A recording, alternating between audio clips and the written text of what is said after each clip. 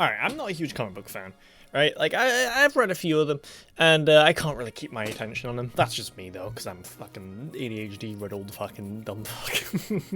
I'm mega ADHD-riddled, I can't focus on it. And, but one of them I did read, right? One of them I read, and I actually thought was really, really good, was Harleen. Now, if you know me, right, you know that I'm obsessed with Harley Quinn. I love her. She's everything. I'm my favorite character at DC. She's my favorite character pretty much anywhere. And she's my obsession. And I'm like, I have like a friend who's really into comic books, and he does a bunch of comic book stuff on Twitter and things like that. And he recommended me watching Harleen. Reading Harleen, sorry. And I was like, I guess? I don't know. Sure, because like I already have the Harleen like pop figure with like the comic book in the back. Got it for Christmas one year, and I was like, whoa, I need to read this at some point. And he recommended me it, so I was like, fuck it, why not? So I decided, all right, let's read some Harleen.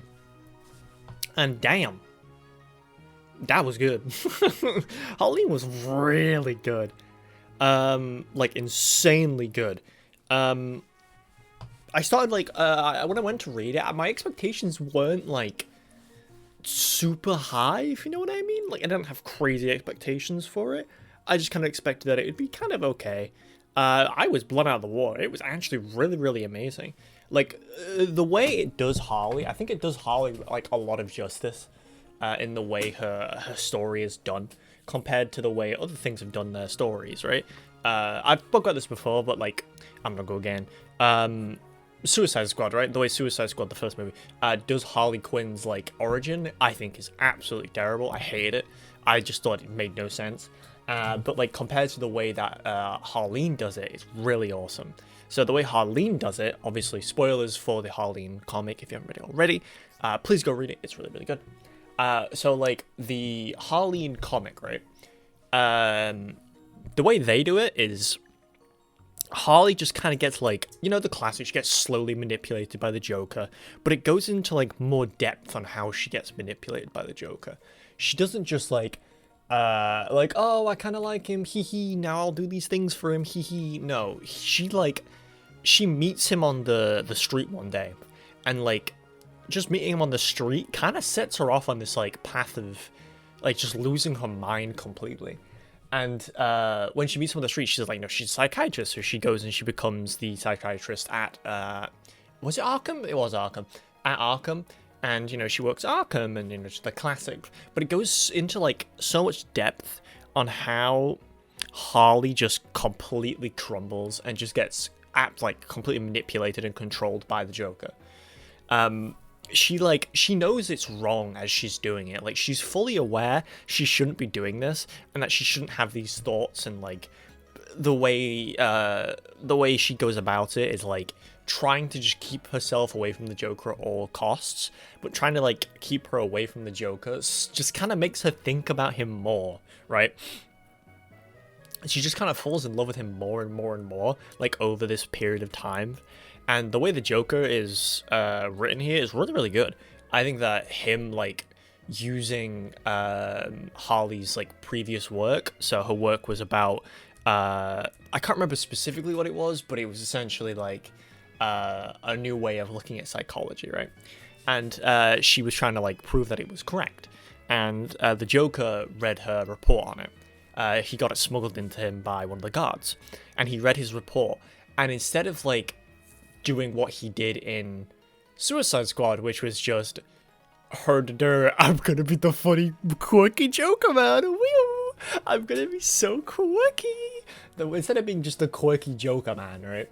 He uses Harley's like her inner want for this to be correct, like her want for to her work to be correct. He uses that to his own advantage, and he uses it to like kind of become exactly what would fit the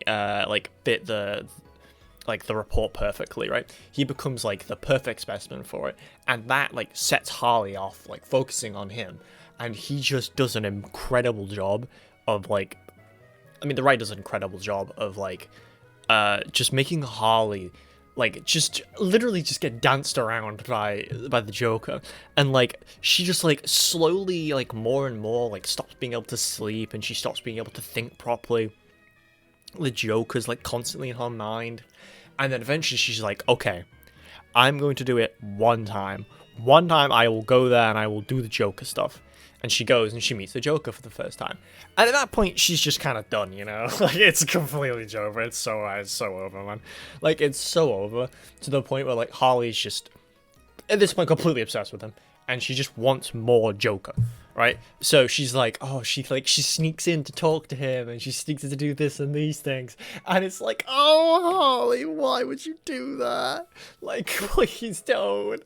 Oh, my God, don't do that. But she just crumbles, essentially. And it starts with her, like, being obsessed with him, but then kind of, like, falling in love with him. And the Joker uses that, right? Which, again, is so much better than what the Suicide Squad movie did. Which was just complete fucking ass cheeks. It was dog shit, dude. It was so fucking ass. Like, I'll keep talking, but like, so essentially, she kind of like, she just gets completely manipulated, completely controlled. She completely falls in love with him, and then they fuck on the table. They have sex, and Harley's like scratching his back and giving him new scars, and essentially she's just completely crumbled. Like, she's doing her makeup for him. She's like dressing like extra, like, I don't know what the word would be, extra hotly. I don't know. She's just dressing like for him, essentially. And at this point, the Joker's he's done it, right? It's completely over. He knows that he has this girl on the end of her fucking, like, he has her wrapped around his finger. And so, he puts the next plan into action, which is escaping Arkham, right? A lot of people, so at this point, some people come and they attack Arkham. I'm not going to go into it, I can't be bothered. They come and they attack Arkham, right? They break Arkham, everything's on fire, people are escaping everywhere, and the Joker escapes. Harley rushes to the scene and, like, is like, oh, wait, the fuck, the Joker, I need to go help the Joker, right? I need to go help Mr. J. And so she runs inside, like, and the police are like, don't do that. And she's like, fuck you, it's like, bitch. And then she runs inside, right? She sprints inside for the, to get the Joker. She runs inside, she gets the, like, she walks around for a while, and then she gets, who does she get? Was it Two-Face? It might have just been Two-Face. Like, Harvey. She gets, like, Two-Faces here, and it's like, oh no, panic, right? I can't remember. She gets, like, she stops somebody or something. I don't remember. Either way, it ends with her, the Joker arrives, and one of her co-workers, right? One of her co-workers. So one of her co-workers being somebody throughout the comic, like, you see that, like, they have, like, a friendship with, right? He gives her advice and things like that on how to work at Arkham, because it's quite stressful, obviously. And so she starts, like having a work friendship with him, right? Someone she respects, right? So the Joker arrives. He arrives, and the dude, the security guard, points a gun at the Joker, and he goes to shoot the Joker, and Harley's telling him, don't do it, don't do it, don't do it, and it doesn't matter, like, he's gonna shoot the Joker, and then Harley kills him, and kills somebody for the first time. She kills him, and then she just breaks into laughter at how funny it all is, and at that point, Harley's done. It's over. She's no longer Dr. Harleen Quinzel. She's Harley Quinn. And she's fucked. It's over. Right? She's over. The Joker knows, and he brings her in, and he uses her. Like, he uses her for the, like, you know, fucking, it's DC now. She's Harley Quinn now. And the way they do it is so brilliant. I've explained how they do it. I love how they do it, because it goes in depth on how the Joker specifically, like, played on Harley's hopes and dreams, and he played on the fact that she kind of, like, wasn't ready in a sense to meet him, or, like, she has, like, this, you know, it's like this inner, like, spark in her, this psychotic tendency in her, right? He noticed that, and he noticed how much she wanted this to, like, work, and so he used it, and he abused her into being Harley Quinn. And, like, comparing this to fucking... Now, let me just go through Suicide Squad real quick. Let me just talk on it. I don't like this movie. I kind of do. I kind of like the movie. The movie's got, like, a weird charm to it, where I'm like, God, this is ass, and I know it's ass, but I'm like, I kind of like it. But the way they do Harley in it is so bad. It's so stupid, dude. I hate it. Like, the way the Harley and the Joker's relationship comes together is so fucking ass. It's insane. So, like, Harley just kind of, like, they don't go through it, like, super in-depth, but, like, Harley just kind of falls in love for no apparent reason. As you know, he fucking, oh, you're sweet talking me, or whatever he says, you know. It is just like actual psycho shit, right? It's so fucking stupid. And like afterwards, right? You know, they break out. You know, fucking Joker starts breaking out, and like, fucking. It's so dumb. Harley starts they're breaking out, and instead of like, you know, using this person that you have, right, this person that you now have, and you can manipulate and abuse and like do like what the Joker would do, turn her into Harley Quinn, right? Instead of doing that, he just shocks her in the head, and now she's like crazy. I don't know, dude. It's so fucking bad. Like, he just shocks her in the head for no apparent reason. It's like, oh, but he's the Joker. Yeah, but he's like he's psychotic for reasons, you know? He's not just psychotic for no reason. That's my problem, right? He's just psychotic for no reason. He just does things for no apparent reason. And it's like, why would you just shock her? Like, use her. You can use her there. And it's like, you have this, like, super... like this person who is like super in love with you and super committed to you, and you just shock her in the head for no torture her? Why? She gave you everything you need, dude. Like, I just don't get it, right? Gave everything you need, and she helps you escape, and she's like wrapped around your finger in a really stupid way, but she's wrapped around your finger. It doesn't go into depth with it at all, but she's like wrapped around your finger, and so you just shock her and leave. And then Charlie chases him and is like, I love you and shit, I want to be with you, and then he does the fucking sweet talking me and puts the fucking hand over the mouth, and it's got a hand on it, and it's like it's so fucking bad. And it's like, oh, if you jump in acid for me, then I'll do it.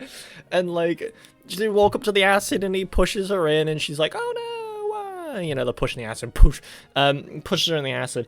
And then he turns around and he goes to leave. And then he's like, I kind of do like it, you know. And then he jumps in.